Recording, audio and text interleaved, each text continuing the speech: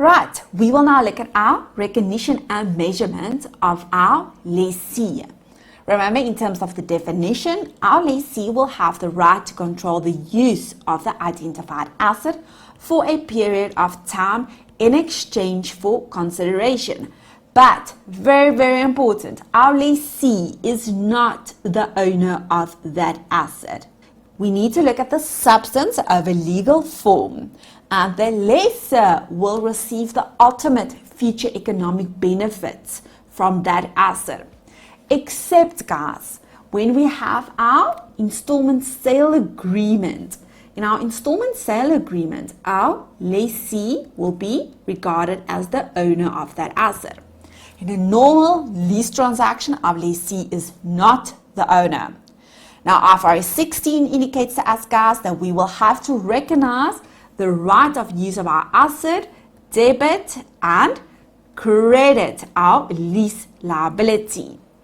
Our lessee can elect the recognition exemption if, important, if that lease is either one, a short-term lease for less than 12 months, or two, if the underlying asset is a low-value asset. Once our lessee has elected the exemption, recognition exemption, we need to recognize this as an operating lease or based on our operating lease accounting principles, very similar to IAS 17. We will work through a basic example. In this example, we have a lease for a period of 4 years, initial payment of 1440. For the first 2 years, a monthly payment of 800 Rand per month, and then for the second 2 years, a monthly payment of 600 Rand per month. Therefore, our total payment, including the initial payment, 35040. Now we need to straight line this amount, which will be the 35040, divide this by 48, and this will be 730 Rand per month. Therefore, 730 Rand per month times 12 will be 8760.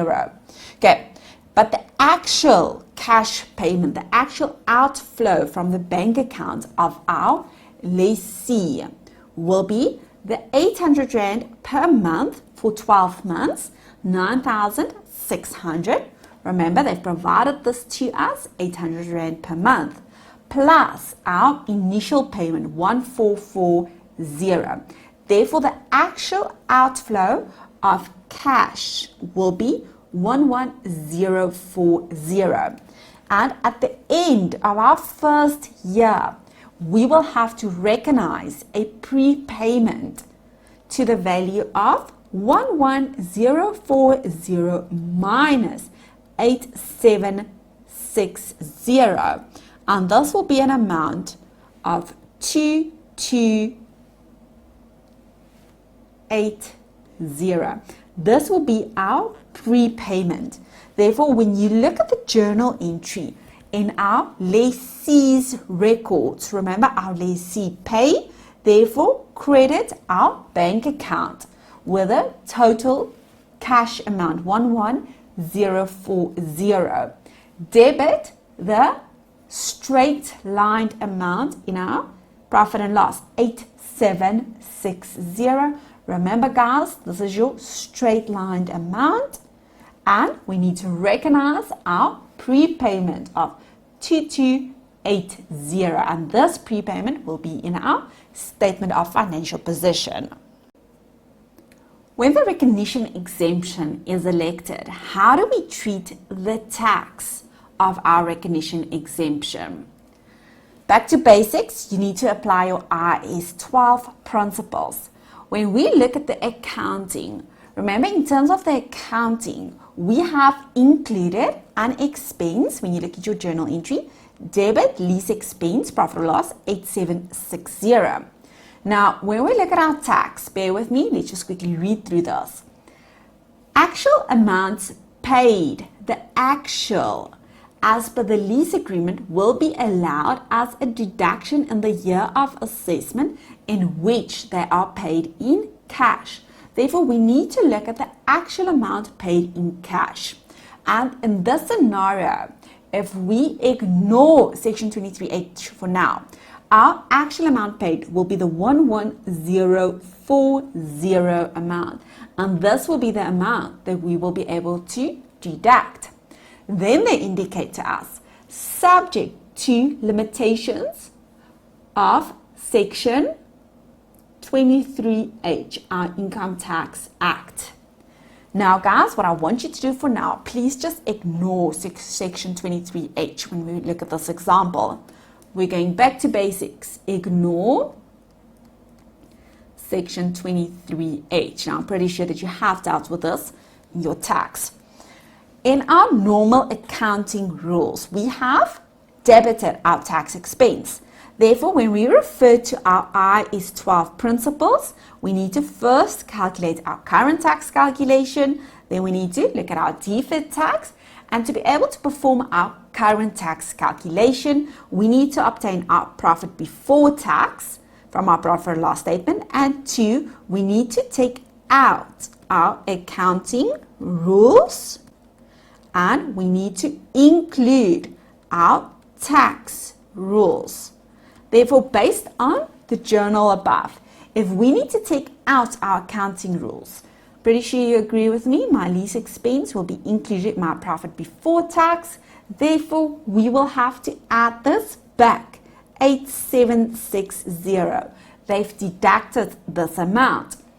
And our actual cash payment, we are able to deduct, and this will be minus 11040.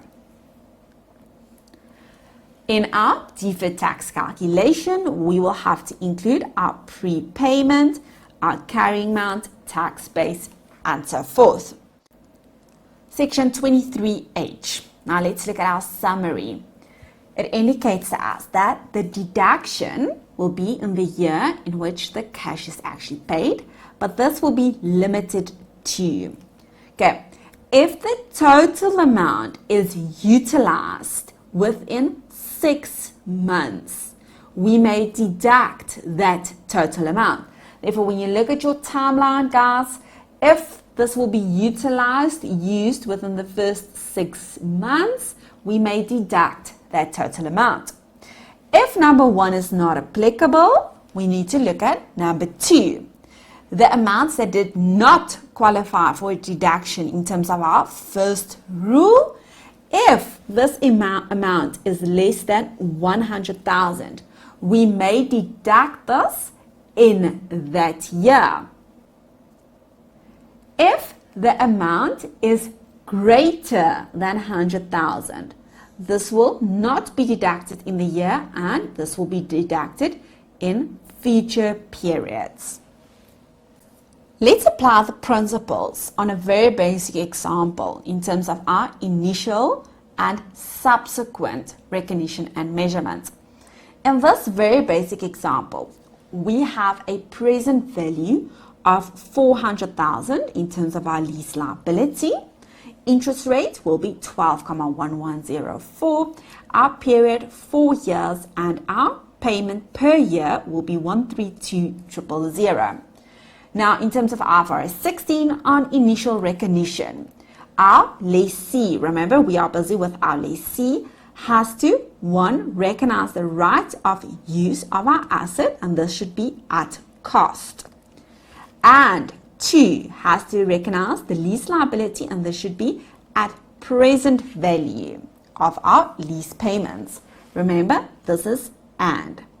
Now, when you look at your subsequent measurement, our right of use of our asset should be depreciated. And we need to recognize the lease payment. And this will include our interest expense. Okay. But guys, what is important to remember in terms of our IFRS 16 paragraph 32, we need to identify if ownership will transfer to our lessee. If the answer is yes, you will have to use the useful life of your underlying asset to depreciate. If your answer is no, you need to use the shorter of either the useful life of your asset or the lease agreement, lease period then. Okay.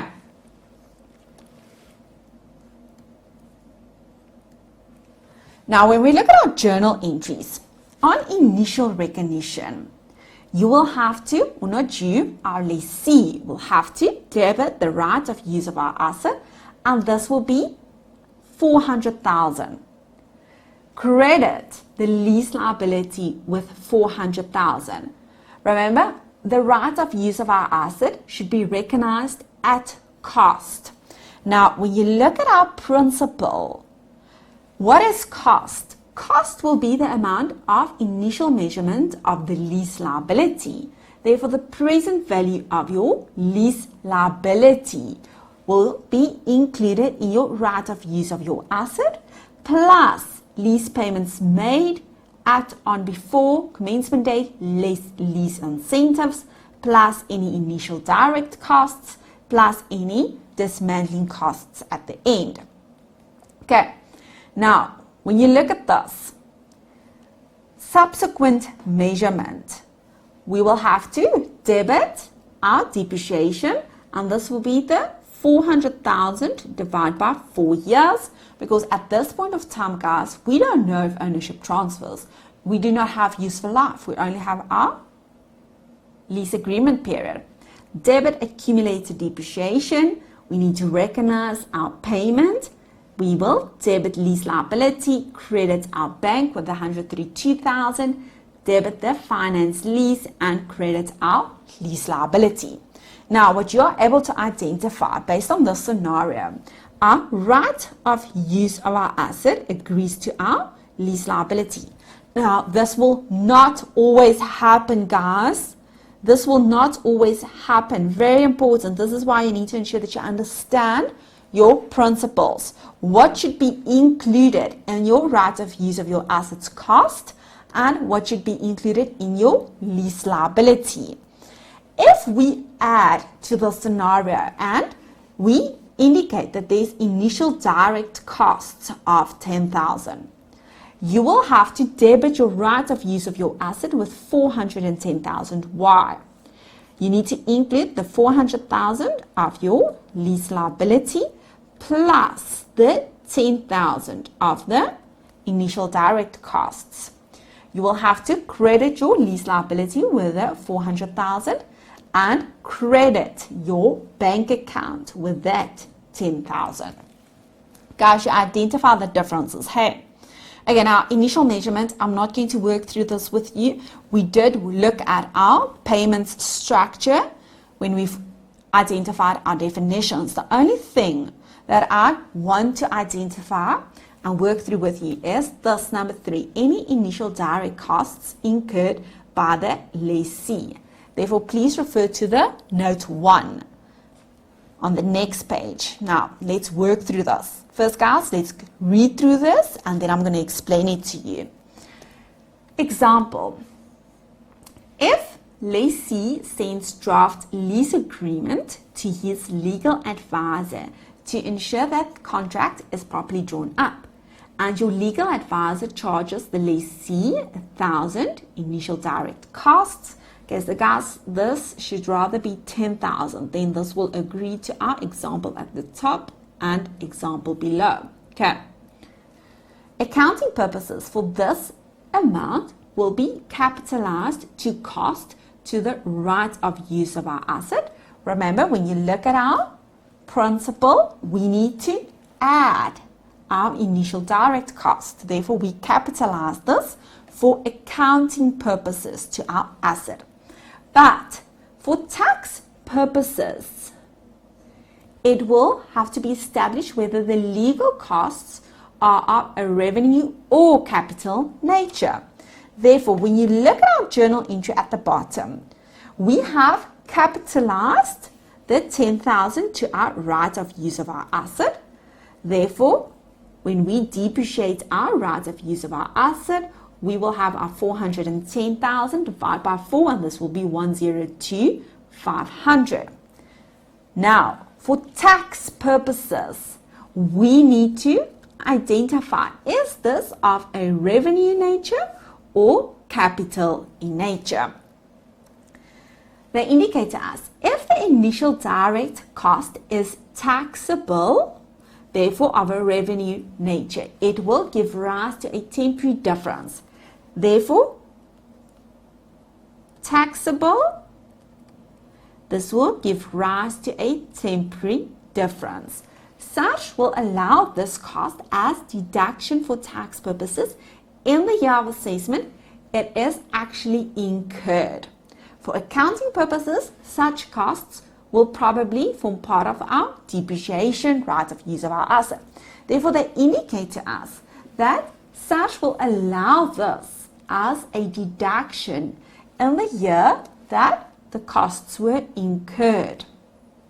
But when you think about your deferred tax, guys, remember in your deferred tax, that amount will be included in your right of use of your asset line item in your carrying amount.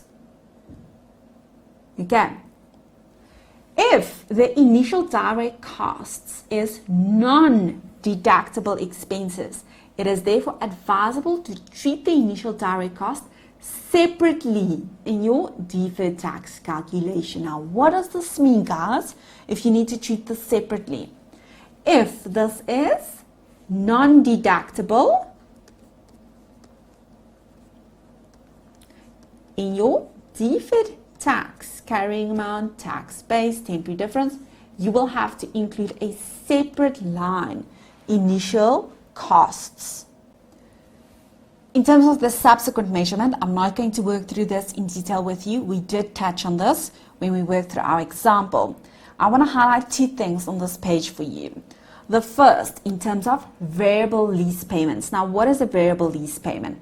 When they indicate to us, in terms of the contract, the lessee will have to pay an additional amount, either based on revenue or an index or any such details. Then you need to identify that our lessee will have to debit the variable lease payment as an expense in profit or loss and credit bank account. Then the second important thing on this page relates to ownership. Remember, if ownership transfers at the end of the lease term to our lessee, the right of use of our asset, the depreciation, remember you need to ask the question, does ownership transfer? If this is yes, you need to use your useful life to calculate the depreciation. If this is no, you need to use the shorter of either your useful life or your period in your lease. Okay. Now, this is the two important things on the page that you need to know for me, please. Okay, guys, so when we look at reassessment of the lease liability, remember, this will be tested at an awareness level, but when we look at the questions included in our packs, still pretty important. Now, a lessee shall remeasure the lease liability in the following circumstances. Number one, when there is a change in your lease term or a change in assessment of an option to purchase the underlying asset. Now, what you need to identify, guys, when there's a change in the lease term, remember this will be an IS 8 change in accounting estimate. And you need to identify that you will have to recognize this prospectively in the financial statements. They indicate to us that when there's a change in our lease term or assessment of an option to purchase the asset, discount the revised lease payments using the revised discount rate. Therefore, you will have to recalculate your discount rate to be able to calculate the new lease liability. Okay, guys? Then, now let me just include your steps. Number 1, you need to determine your new rate based on your new information. Number 2, you need to calculate your new lease liability. Number 3, you need to determine what is the lease liability. Now I indicate old, but this is actually the lease liability before the change. And then in terms of your revised discount rate, they indicate to us that this is the interest rate implicit in the lease for the remainder of the period. And as always, if it cannot be determined, you need to use your incremental borrowing rate.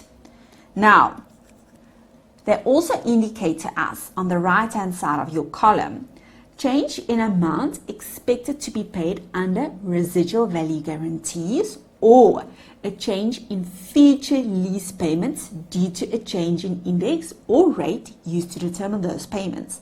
Okay, then they indicate that to us, guys, and this is now the important difference here. Hey? They indicate discount the revised lease payments using the unchanged discount rate. But this actually does make sense, guys, if you think about this.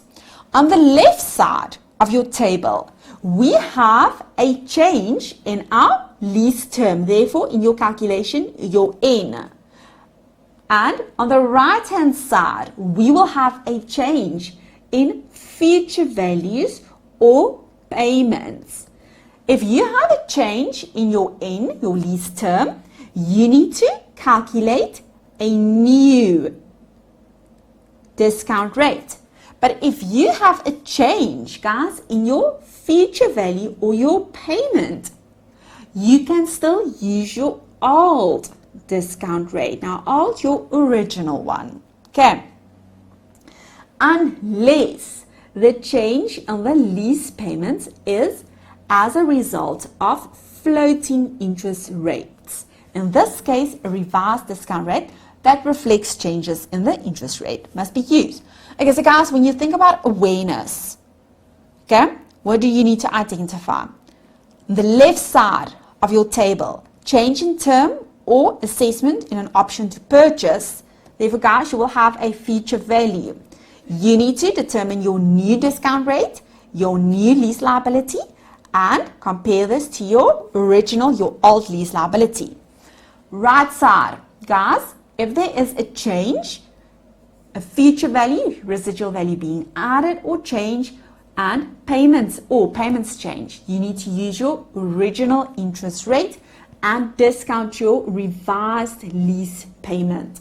Therefore, what you need to do, you need to obtain 1, your original lease liability, and 2, you need to calculate your new lease liability based on the changes. Then important, what I want you to identify, a lease modification can result in a remeasurement. Okay, remeasurement can be due to a lease modification.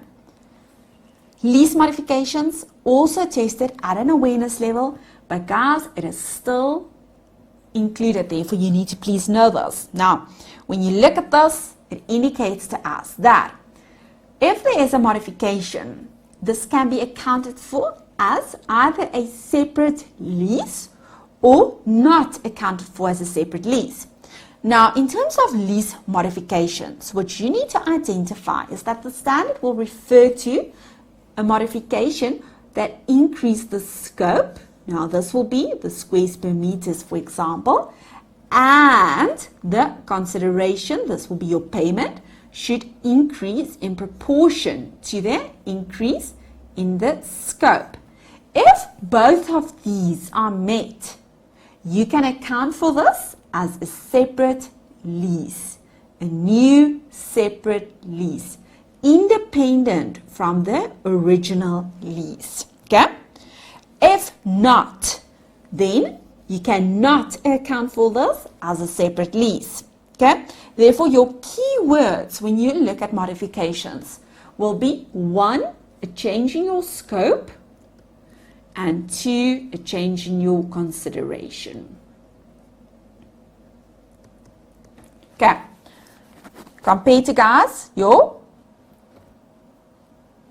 reassessment, where we look at the change in term, change in an option to purchase, change in residual value, change in future payments. Okay, guys.